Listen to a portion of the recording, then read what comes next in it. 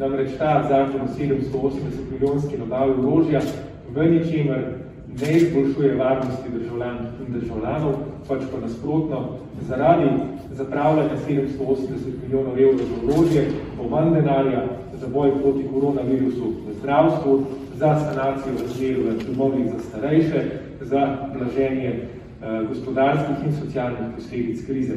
To smo tudi v zahtevi za ustavno presojo zelo jasno pokazali, da je Slovenija že zdaj po smrtih med koronavirusom je druga na svetu, pred nami je samo Liechtenstein, po upravljanju korona krize in investicijah v zdravstvo in tako naprej, pa smo povsod na repu Evrope.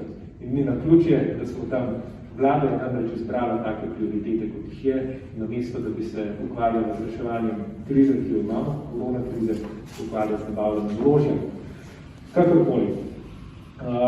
Ta sklep, s katerim so prepovedali referendum, je v nasprotju z 90. členom ustave, kot sem povedal, ta člen govori, da referendum ni dopusten samo v nujnih ukrepih, je v nasprotju s 3. členom ustave, ki govori, da ima oblast v Sloveniji ljudstvo in da lahko to oblast izvaja tudi neposredno na referendumu, in 44. členom ustave, ki državljanom garantira, da lahko sodelujejo pri upravljanju javnih zadev.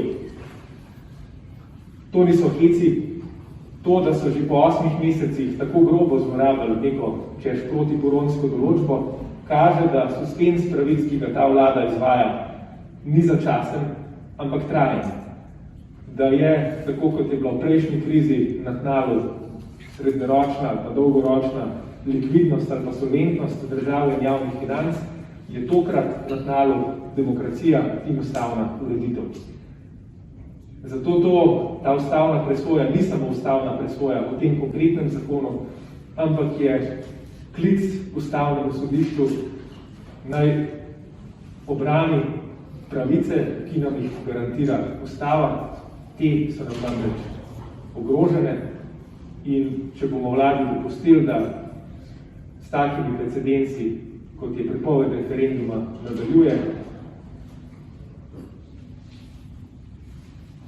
bomo, kot rečeno, lahko končali zelo okrnjeno demokracijo, kakršno smo poznali doslej.